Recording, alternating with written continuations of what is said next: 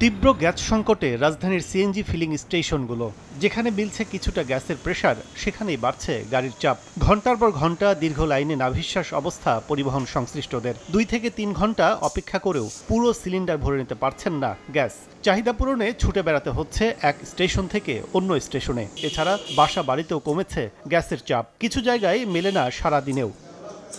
মাসখানেক ধরে যখন এমন হয়রানিতে নাজেহাল সাধারণ মানুষ, তখন গ্যাস সরবরাহের সংকট সমাধানের আশ্বাস দিলেন বিদ্যুৎ ও জ্বালানি প্রতিমন্ত্রী। বুধবার বঙ্গবন্ধু আন্তর্জাতিক সম্মেলন কেন্দ্রে সমুদ্র অর্থনীতি বিষয়ক এক আন্তর্জাতিক সম্মেলনে এসে প্রতিমন্ত্রী জানান, আগামী 15 জুলাইয়ের পর থেকেই স্বাভাবিক হবে গ্যাস সরবরাহ।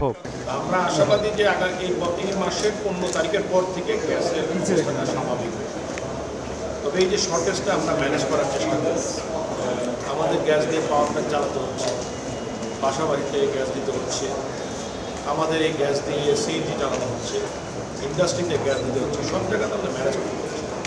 এই যে গত ঝড়ের কারণে একটি এফএসআর ক্ষতিগ্রস্ত হওয়াতে এটাকে মেরামতের জন্য সিঙ্গাপুরে নিয়ে নেওয়া, এটা আস্তে আস্তে 15-16 তারিখ লাগবে। নগদের কাছে সব গ্রাহকই প্রিয়, তাই তো সারা দেশে ক্যাশ আউট চার্জ সবচেয়ে কম।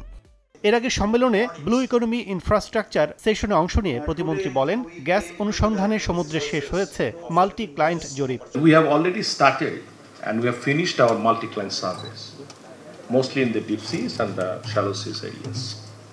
And after getting this multi-client surveys, we have already asked for bidding for going for offshore and shallow sea exploration of the gas and oil.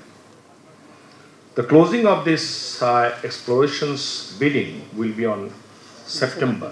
এদিকে মাতারবাড়ি গভীর সমুদ্র এলাকায় হাইড্রোজেন পাওয়ারের সম্ভাবনাকে কাজে লাগাতে সরকারের কর্মপরিকল্পনা তুলে ধরেন জ্বালানি প্রতিমন্ত্রী। To harness the potential of blue economy. কাজল আব্দুল্লাহ, সময় সংবাদ, ঢাকা।